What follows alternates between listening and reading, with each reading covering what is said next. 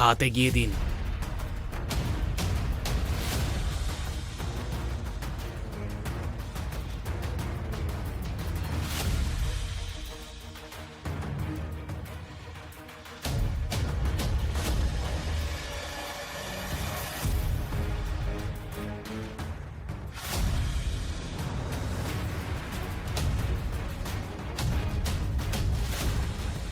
পুরো মুখ ঢেকে রাখা ভারী ঘোমটার কারণে আরমান বুঝতেই পারেনি যে কোণে বদলে গেছে। সে দ্রুত বিয়ের সব রীতি সম্পন্ন করল আর বিয়ে শেষ হতেই সম্পূর্ণরূপে আবার নিজের ফোন আর কাজে ডুবে গেল।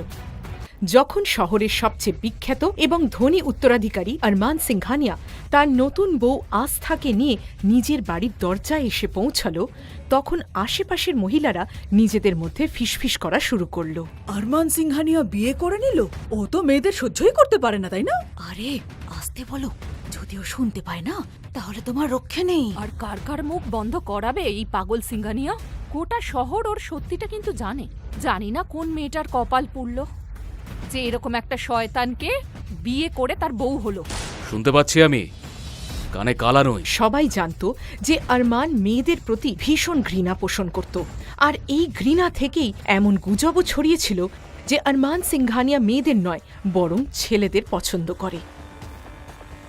সামনে আছি বলে যা খুশি তাই বলবে। তোমরা জানো তো আমি কে, আর আমি কি করতে পারি তা নিশ্চয়ই তোমরা জানো। কি নাম ছিল জানো তোমাদের ওই বন্ধুর? পুষ্পা। পুষ্পার নাম শুনতেই মহিলাদের আত্মা কেঁপে উঠল। তোমরা ভুলে গেছো হয়তো আমি কি করেছিলাম। দাঁড়িয়ে দেখছোটা কি? আমার সাথে বাড়িতে যাবে? চলো চলো। আরমানের রাগে ভরা গলা শুনে মহিলারা তাড়াতাড়ি নিজেদের বাড়ির ভেতরে ঢুকে পড়ল। এক মনস্টারকে বিয়ে?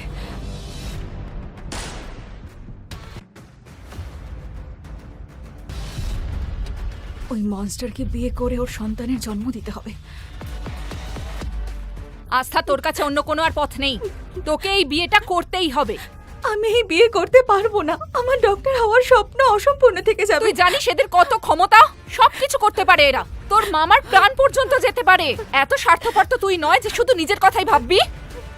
একেবারে নিষ্পাপ ফুলের মতো কোমল আস্থাকে কনের সাজে সাজানো হয়েছিল। ওকে এতটাই সুন্দর লাগছিল যে কেউ ওর দিকে তাকিয়ে থাকতে বাধ্য ছিল।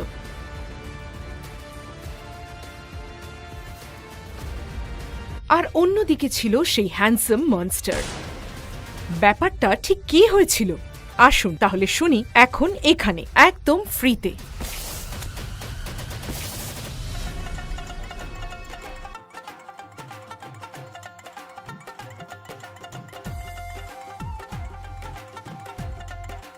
প্রিয়াঙ্কা দিদি, তোমার বিয়ে আর আমি আসবো না? এটা কখনো হতে পারে? দিদা, মাত্র গতকালই আস্থা খুশি মনে গ্রামের বাড়ি থেকে শহরে এসেছিল তার মামির মেয়ের বিয়েতে যোগ দিতে। দিদা। ছোটবেলায় অনাথ হয়ে যাওয়া আস্থাকে লালন পালন করে বড় করেছিল তার দিদা। তার একটাই স্বপ্ন ছিল পড়াশোনা করে ডাক্তার হওয়া।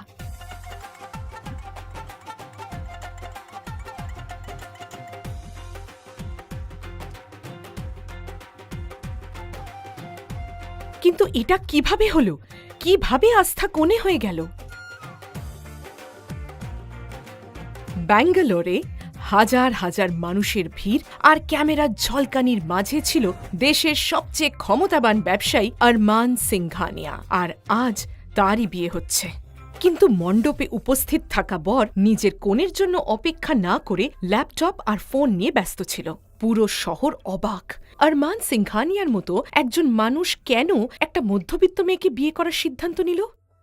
বিয়ের শুভ লগ্ন পেরিয়ে যাচ্ছে, কনেকে ডেকে আনুন। ডাকুন না মেয়েকে। এক্ষুনি ডেকে আনছি।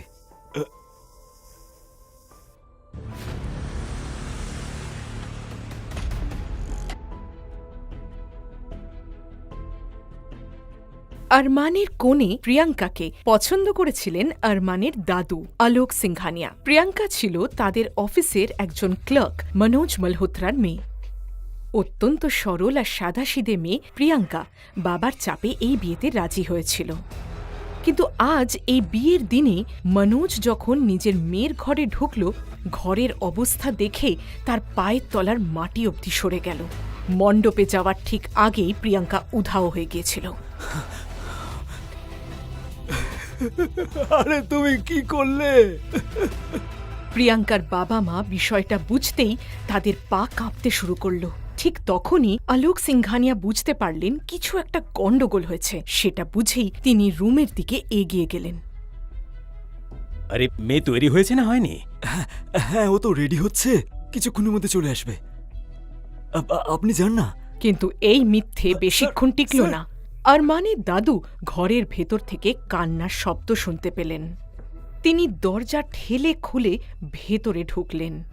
একটা সাধারণ নিষ্পাপ কিন্তু অসাধারণ সুন্দর মেয়ে বসে কাঁদছিল, যার নাম ছিল আস্থা। এটা দেখে আলোক সিংঘানিয়া রাগে গর্জে উঠলেন। প্রিয়াঙ্কা কোথায়? প্রিয়াঙ্কা পালিয়ে গেছে স্যার, আর আমার সম্পূর্ণ বিশ্বাস যে এই আস্থাই ওকে সাহায্য করেছে। আমি কিচ্ছু করিনি মামি, প্লিজ আমার কথা বিশ্বাস করো। এ বিয়ে তো নিশ্চয়ই হবে। যদি কোণে পালিয়ে গিয়ে থাকে তাহলে ওর জায়গায় অন্য কেউ বসবে। যদি এই বিয়েটা না হয় তাহলে জানো তো আরমানের রাগ থেকে কেউ বাঁচাতে পারবে না, আমিও না।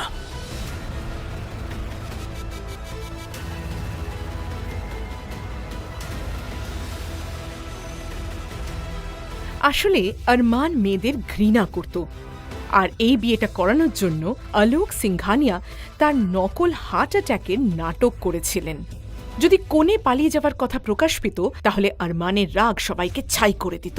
তাই কোণের মা সীমা আস্থাকে সামনে ঠেলে দিয়ে বলল, এই সব কিছু এর জন্য হয়েছে, তাই এর মূল্য ওকেই চোকাতে হবে। শোন আস্থা, এখন আরমানের বউ তোকেই হতে হবে, শুনতে পেয়েছিস? আস্থা প্রচণ্ড ভয় পেয়ে গেছিল। ও কাঁদতে কাঁদতে বলল, আমি বিয়ে করতে চাই না মামি, প্লিজ আমাকে দিদার কাছে যেতে দাও প্লিজ। ওই প্রিয়াঙ্কা দিদি বলছিল যে ও এক বাজে কথা বলা বন্ধ কর তুই, আর যেমন বলছি তেমন কর। আস্থা কাঁদছিল, চিৎকার করছিল, কিন্তু কেউ ওর কথা শুনল না। এই মুহূর্তে বিষয়টা কোনো মেয়ের জীবনের কথা ছিল না, বিষয়টা ছিল সিংঘানিয়া পরিবারের সম্মানের।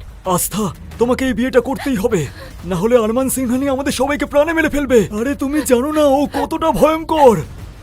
আস্থার কাছে আর কোনো পালানোর পথ ছিল না। ওকে সঙ্গে সঙ্গে কনের পোশাক পরিয়ে সাজিয়ে দেওয়া হলো, আর মুখ ঢাকার জন্য মাথার উপর ঘোমটা দেওয়া হলো।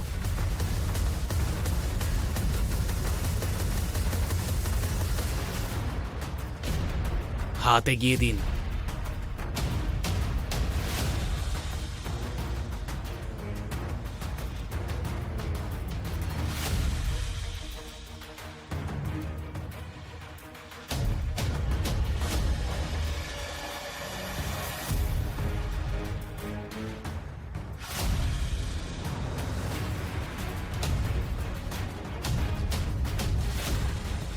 পুরো মুখ ঢেকে রাখা ভারী ঘোমটার কারণে আরমান বুঝতেই পারেনি যে কোণে বদলে গেছে।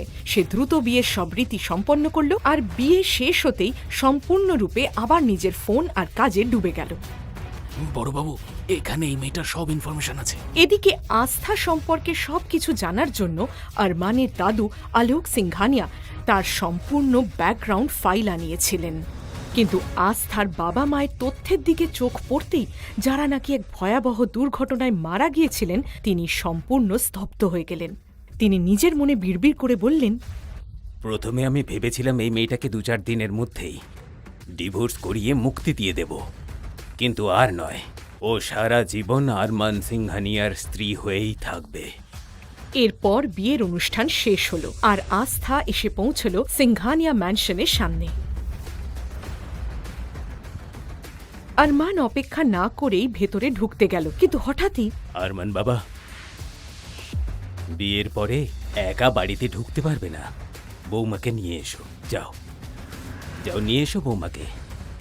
ছোটবেলায় বাবা মাকে হারানোর পর দাদুই ছিলেন একমাত্র মানুষ যাকে আরমান নিজের জীবনের চেয়েও বেশি ভালোবাসত, আর ওনার কথা কোনোদিনও সে অমান্য করত না।